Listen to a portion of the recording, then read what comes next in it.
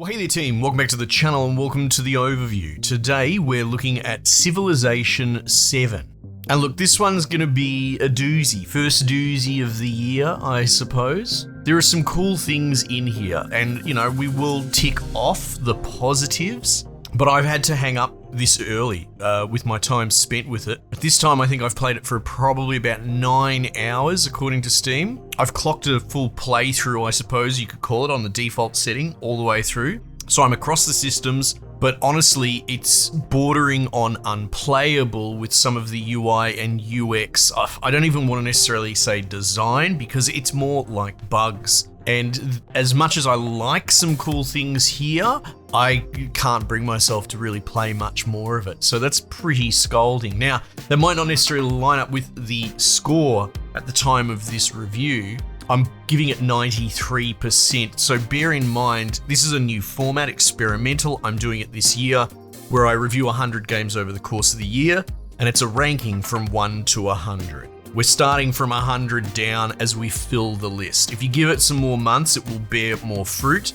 But at the time, this is the 8th game I've reviewed this year, and that score is going to dynamically change on the thumbnail. So expect this one to drop a bit over time. The more solid takeaway is I'm putting it under Sniper Elite. I suppose if you want to look at it this way, it's objectively the worst reviewed game so far this year. And I didn't particularly have issues with Sniper Elite. Anyway, it sounds like I'm smashing it pretty hard out of the gate. Let's unpack. Credentials. I wouldn't necessarily say I'm a hardcore Civ fan, right? I'm a fair weather fan. I'm a normie in most things. But it occurs to me, I've been playing Civ for bloody ever, at least since 3, I suppose. And I like them, I get them, they're kind of next turn simulators at a certain point. The combat's always kind of sucked as far as I'm concerned. Especially so in light of seeing games do it so much better in recent years, like Gladius and their follow-up Zephon. If you're curious and you don't know anything about these games, play them and they will show you how good the combat in a Civ type game can be. So I get it. I get the systems. I haven't played Civ any of them in quite a while recently, but I suppose it's because there hasn't been a mainline release in forever. God, I wonder how many years it is now. Anyway. But if I could put it to you like this, there's a lot of legacy systems in here. There's a lot of that mouthfeel, right? However, they've made some changes to the fundamentals. Age systems, the way that your civilization works compared to your leader, the overarching legacy victory system. There's nothing strictly wrong with any of these systems, but I feel like they don't really have any business being in this game. It's a bit too experimental and pivot from, a 7 mainline series game. And don't get me wrong, I'm all for sort of shaking it up and changing the model, but I can't help but think, why didn't you just make Civ 7 a bit more like Civ and maybe have a spin-off side internal project, put a smaller team on it and a smaller budget and try something different in the space, because I think that would have gone down better. But again, that starts to drift into personal taste, each to their own, right? So yeah, there are systems in here, they're not bad, but I feel like them being in this game kind of, at the very least, shines a light on some of the glaring problems with 4X genre, especially in the late game, the end game. Let's wind it back a little bit. Some positives, right?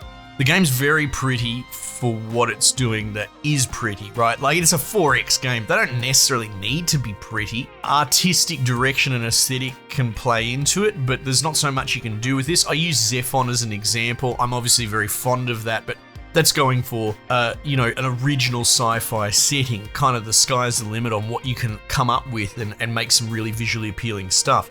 This, it's still very much set as a sort of period piece. I mean, it does obviously move through different time periods and cover different cultures. I suppose you could commend it for that, but this is nothing new. They seem to continue to put insane amounts of effort into their bloody Simlish-speaking leaders of factions, which to me, ever since they started doing it really and animating them and all that, it's always been such a misallocation of resources. Who gives a fuck about a realistic looking Victoria that flogs her arms around and talks like she's on a kid's morning show? Like, yeah, the models look great, but it's a 4X game. And when you do drop the ball in so many areas, I can't help but look at that and go, ooh, what a misallocation of resources and effort, and it gives you a bit more look into the mind of the moving parts of the studio and how they're not really in sync. Music's really good, specifically the main theme. I thought no way it would be any good. You know, you've got your Baba Yetus and all that from times past. Oh my god,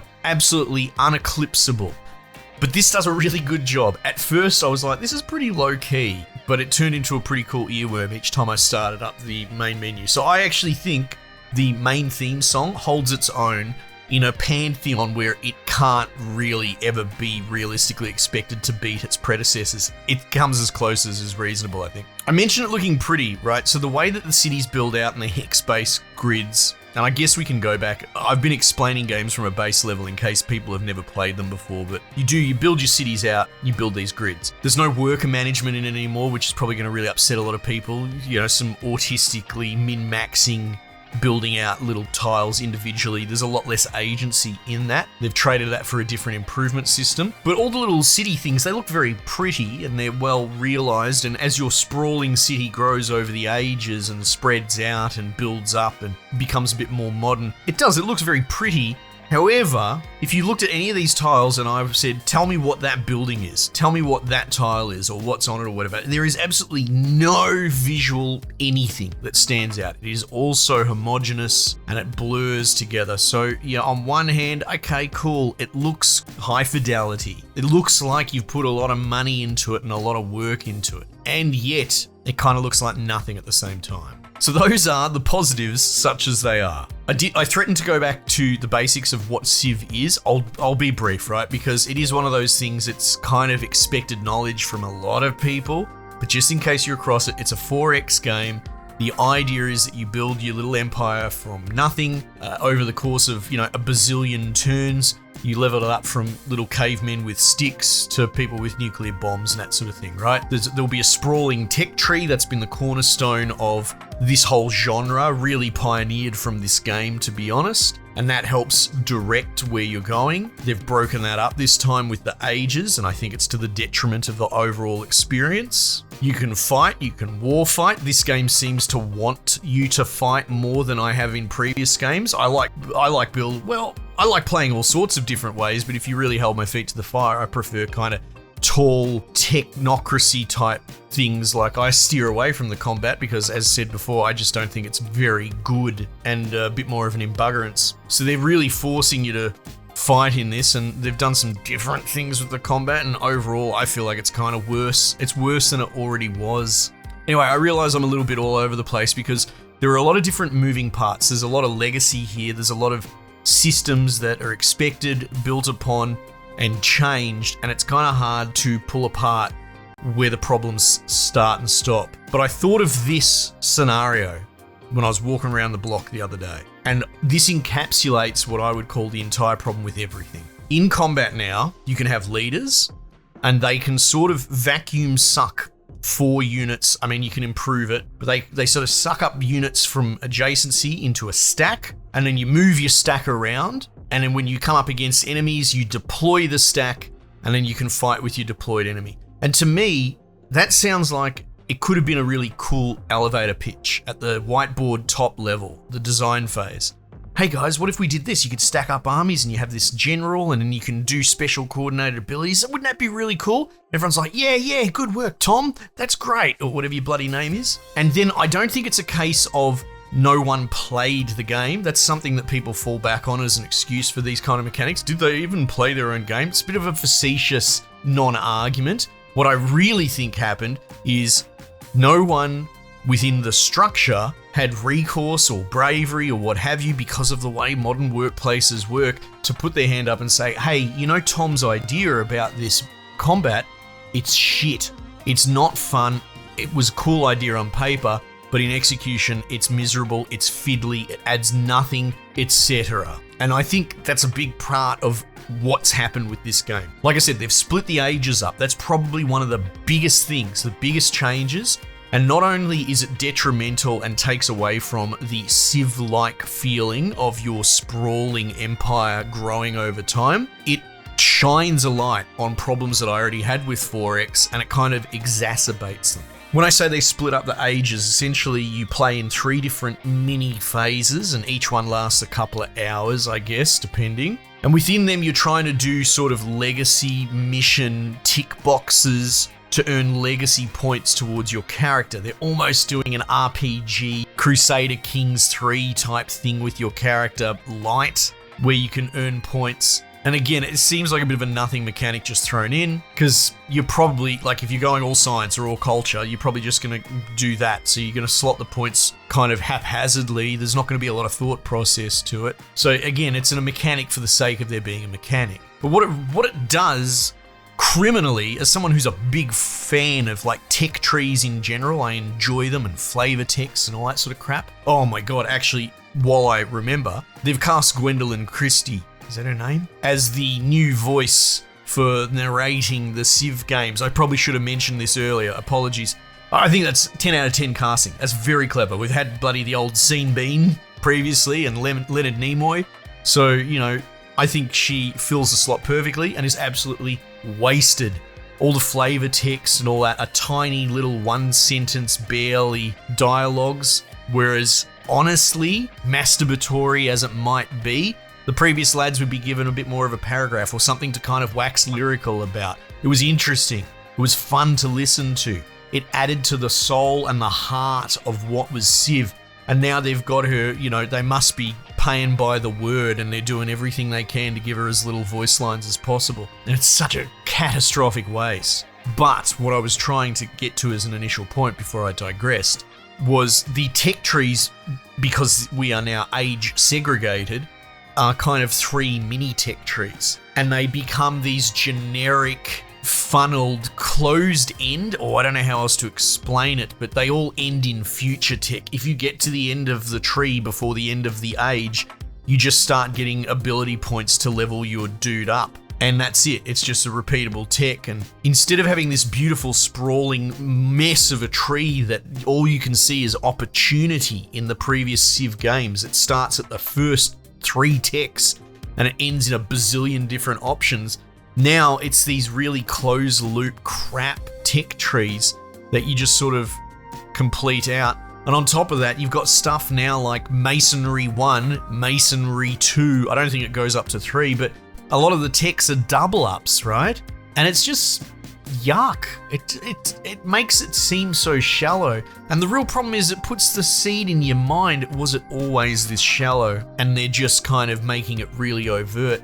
And I think this might retroactively hurt Civ games in the minds of some. And further to the segregated age systems, and don't get me wrong, it's very gamey. I think it's a cool mechanic. I think it has no business being in this game. And strangely enough, a lot of it and the way that improvements work on tiles now instead of workers kind of reminds me of a game called Reyes 2. You should look it up. It's one of my favorite games last year. I barely covered it, but I played a shitload of it off channel. Kind of like 2D, rotating around a globe, but it will scratch that itch for colony building and sort of comboing different bonuses from squares together. And that sort of had an age system to it as well. You'd have X turns to knock it over.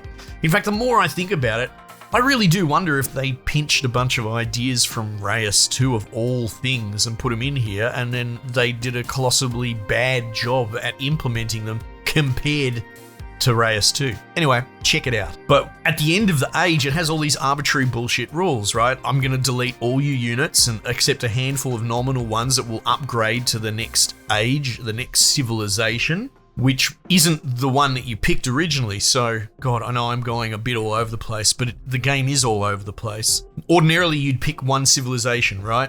You'd pick America or something like that. And you'd have, I don't know, bloody Ben Franklin or something as your character. Now you pick your character separate from your civilization, and you're kind of locked to the times. So you can't pick America, for example, in ancient times. You'd have to pick bloody Persia or, I don't know, something. I think I went Xerxes at one point. But then when you hit the next phase, you have to pick a new appropriate empire. So it deletes all your units, replaces some of them with the new empire, changes the aesthetic, starts a new age. Again, I understand what they're doing. They're doing this weird, segmented, almost board gamey structure, but all it really does is it makes it divorced from you. It's very strange to explain. And I cannot help but feel like a lot of these decisions were done by committee, right? And whatever soul there was, whatever attachment that you had to in the, let's say, the character of your civilization, kind of goes out the window. You get very divorced. And by the time you go into the third phase, oh my God, that was an absolute slog. It's just next turn, next turn, next turn. A lot of the real estate's already taken. If you're not a super warlike person like me, you don't really have much to do other than just keep clicking next turn. It introduced ideologies at the end, which to me, that was such a slap in the face, because you look at the way that you're interacting with other factions and it'll be like, oh, +10 open borders, oh, -5 army too close to my city, whatever, right? It gives you a total, and then it goes down to minus bloody 290 points because we have opposing ideologies. And it is so obvious that it is an intentional meta mechanic to force conflict in the otherwise boring third age. So here I am sitting there kind of Gandhi running it, barely got an army or whatever they left me from the previous age. And all these dudes, my neighbors that I've been best mates with, love-heart relationship, they'd love me all the way through. They fucking hate me and want to kill me because we have different ideologies, and stopping a war from happening was just all I could really do. I just threw all my influence at trying to appease them. Open borders, trade agreements, anything I could possibly do to keep them happy. But the game was conspiring against me to just sort of doom timer you in a way. Anyway, look, this is going on and on. Obviously, I'm not very impressed with all the changes that they did. I'm not sure why they did a lot of them, other than, honestly, someone at the top being a bit of an ideas man and no one in the structure below having the... It's not even necessarily bravery, right? But maybe they don't have the recourse and support network. I would say a good workplace, a good game studio, one of the little worker ant programmers at the bottom of the food chain, he should be able to put his hand up and say, hey, I think there's a problem here. And it should be taken seriously, because these dudes know, they're on the tools. But I really do feel like if you behave that way in a lot of these modern companies, which are so HR run, you're going to get sacked. Or at least it creates the fear of a sacking, which means you won't open your mouth in the first place. Now look, this is highly speculative, but I can't think of another reason why they would do this. They obviously don't want to torpedo their studio, and I just do think that's the case. That there is a disconnect from the dudes on the tools making the beautiful art and the guys at the top with these unchecked ideas. Look, I'll wrap it up. I haven't even really gotten to the main reason I stopped playing, and it's because the UI UX is just shit. It's really bad. I'm not necessarily saying UI from a design perspective, but UX becomes something very difficult to explain to someone, especially when something's working fine. So it's pretty... potentially cluttered. Like, I actually don't really like the UI that much, but that I feel is a bit more personal preference. It seems a bit slate, I don't know, color palette, but it kind of clean in a disinfected kind of way. But that's not the problem. The problem is the UX, the experience. So much of it is difficult to navigate. There's a lot of bugs, you know, the name of your town disappearing, pop-ups not going away when I told them to go away, having to restart the game, not because it's crashing or locking up, but because this shit won't get off my screen. Clicking on combat to get dudes to move and attack. Occasionally you'll have stacked units, like your general can stack with a unit, and just trying to click the right one. If you zoom in at a certain level, I think you can click cycle and spam on the square. But if you zoom out too far and it's arbitrary, then you can't. You have to click on the icon and it's unclickable. And the amount of times my clicks just don't register, from combat, from building, to just everything. Clicking in and out of repairing damage to my city tiles from natural disasters. I built on a river or something like that. That's what the whole third age was, is repairing my non-stop river-flooded cities across the world. But even then, you'd repair things and it wouldn't disappear from the repair menu. And so you could keep clicking on it and keep paying for it, or I think you could, or maybe it refunded the money. But my point is, it's just a mess. The UX is buggy, but even when it's not buggy, it's just unpleasant to play. And so I finished my main playthrough. I did a couple of restarts to learn the beginning of the game. I did a full playthrough to the end. I started up a new one as, like I said, Xerxes Persia or something. And as I started to get into the combat, unloading my armies in this shitty mechanic that's unpleasant, with my armies that just refuse to fire or move or click around, or slingers just cracking the sads and they wouldn't move or attack, and that's it. I threw in the towel and that's how we get to here. It doesn't need to go on much longer than this. Game's a mess. Will they fix it over time? That's tough to say, right? I feel like a UI overhaul would be required, and that's something that's not necessarily bug fixing or balancing numbers in the back end. That's some pretty fundamental stuff. But beyond that, a lot of these mechanics, they'd have to accept defeat and remove them and just rebuild the whole game. So I don't know if this is going to have one of these modern day No Man's Sky rise from the ashes future, because I feel like in its DNA, it's a mess. Anywho, obviously not a huge fan. Watch the score drop over time as I add more games in above it. But yeah, that'll do us, I think. Might just leave it there for the time being, and I'll catch you guys on the next one.